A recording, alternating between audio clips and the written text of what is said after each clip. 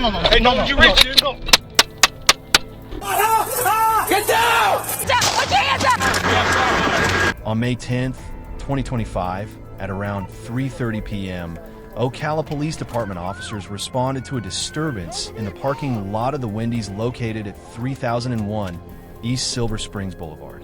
An individual at the scene reportedly brandished a rifle. The suspect, identified as 25-year-old Vashan Brown, fled the scene in a white sedan, prompting a vehicle pursuit.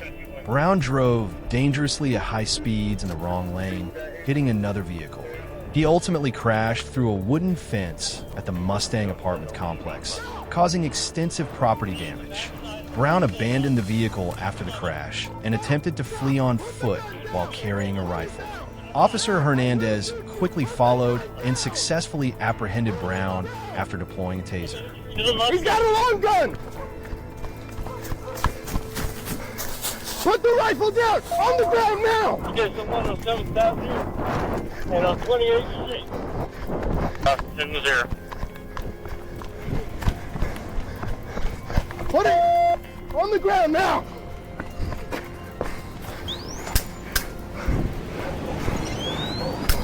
The rifle was recovered from underneath a parked car, and additional evidence, including marijuana and paraphernalia, was discovered in the suspect's vehicle. Brown is a convicted felon. Brown was transported to the hospital for evaluation following injuries sustained during the crash and later booked into the Marion County Jail. Officer Lab arrested Brown on multiple charges, including aggravated assault, aggravated fleeing and eluding, possession of a firearm as a convicted felon, tampering with evidence, and several other charges. He's got a long gun! On April 14th, 2025, at approximately 3:20 p.m., a witness notified San Diego Police Dispatch that he observed a suspect with a partially concealed rifle in his jacket near the area of Sanger Place and Blanche Street in the city of San Diego. The suspect was identified as 37-year-old Enrique Cortez Jr. Cortez placed the rifle into a white Ford F-150 truck and retrieved a handgun. Cortez got into a verbal argument with an unknown bicyclist. The bicyclist left the area, and Cortez fired one round from the handgun into the ground in the direction of the bicyclist. Due to the nature of the call, SWAT primary response team officers, K-9, and less lethal resources were requested to assist with the incident. San Diego police officers arrived and contacted a male matching Cortez's description. Cortez entered a white F-150 truck and a pursuit ensued. Cortez drove northbound on the Interstate 5 freeway, transitioned to the Interstate 15 freeway, and on his surface streets. The vehicle pursuit lasted just over 30 minutes. Cortez's vehicle turned into a cul-de-sac on the 800 block of 26th Street in the city of San Diego. Cortez attempted to flee, and a collision occurred with an SDPD K-9 patrol vehicle, causing minor injuries to the officer driving.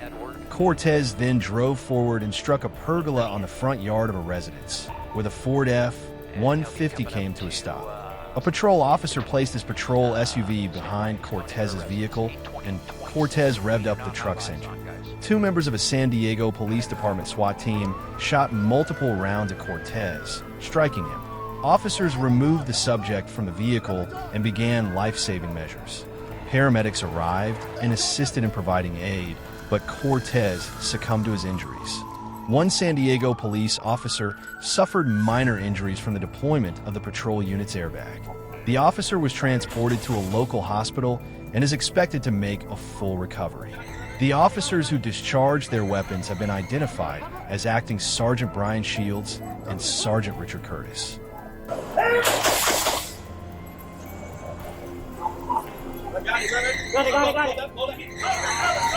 You got cover? Cover me.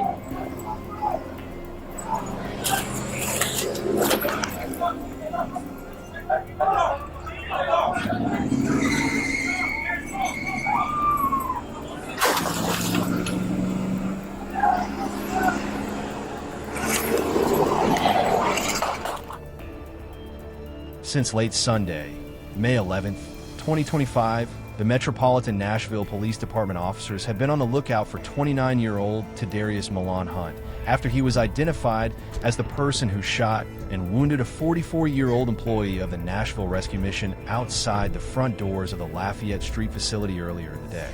The victim was shot multiple times in the chest and legs while walking toward the front doors when Hunt was seen running at him before opening fire. The victim had barred Hunt from the property on Sunday morning. The victim went into surgery Monday morning at Vanderbilt University Medical Center. The victim is listed in extremely critical condition, but was able to speak with detectives about the incident. Hunt was named in an attempted murder warrant. Officers considered him to be armed and dangerous. On Monday, May 12, 2025, just after 11 a.m., Officer Jaron Brees spotted Hunt on Division Street near 8th Avenue. Officer Clayton Lewis drove from the opposite side of the bridge to back up Officer Brees. Hunt pulled his firearm and fired at the officers, striking one of them in the leg. The officers returned fire, critically wounding Hunt on the bridge. You better stop. You better stop. Stop! Stop! Shots fired! Shots fired! Are you hit? Yeah. Are you hit? I think I got hit in the leg. Something hit me in the leg. He was transported to Vanderbilt University Medical Center, where he later died. His 9mm pistol was recovered at the scene. Officer Lewis suffered a grazed wound to his left leg. He was taken to Vanderbilt University Medical Center for treatment and has been discharged. Hit in the leg. Something hit me in the leg. On March 30th, 2025, at approximately 7:45 a.m., an Overland police officer made an investigative stop in a gas station parking lot in the 10,700 block of Page Avenue. The stop was the result of an alert notifying officers of a white 2015 Chevrolet Sonic, wanted for aggravated battery to a police officer in Caseyville, Illinois.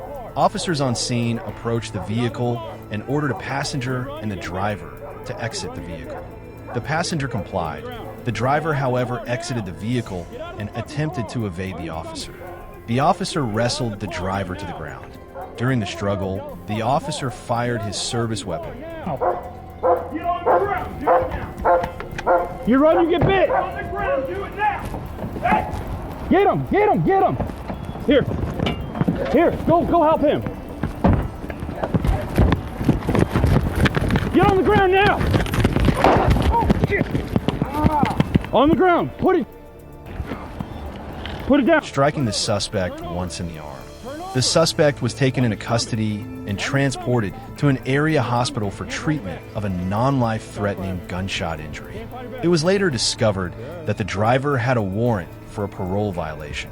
On March 31st, 2025, the St. Louis County Prosecuting Attorney's Office issued charges against the suspect, now identified as 28-year-old Eddie Washington, for resisting or interfering with an arrest, detention, or stop. He is currently being held on a $5,000, cash only, no 10% bond. The passenger was taken into custody without incident. Why are you shooting? That's the one in custody. EMS. Wait, The car now. Get out of the car. Get out of the car. Get out of the car. You run, you're getting bit. You run, you're getting bit. You're gonna get bit. Get on the ground. Get out of the car now. Get out of the fucking car. On your stomach. Get out of the car, do it. Get out of the car. Do it now. There's nowhere to go. Get out of the fucking car. Get out of the fucking car now. Get on the ground, do it now. You run, you get bit. Get on the ground, do it now. Hey! Get him. Here, go help him. Get on the ground now. Oh, shit. On the ground, put it down. Turn over. On your stomach. On the stomach. Hands behind your back. On May 8th, 2025, at 12:49 p.m., Ocala police receive a report of an armed robbery at the TD Bank located at 2437 Southeast 17th Street. Randall Williford, 37, entered the bank with a gun and demanded money, leaving with over $6,900 in cash. He fled in a black pickup truck driven by Amanda Bishop, 34, with Andre Baker, 36 as a passenger. Officers quickly located the vehicle, leading to a high-speed chase that reached 90 miles per hour. At 12:59 p.m., the truck rolled into a retention pond near Southeast Maricamp Road. He's running out of gun! Fuel's coming up. Drop the gun! Drop it! Don't move! Don't move! Don't move! Welfare station. Shots fired. Shots fired. We're going to EMF now. Denver, shots fired.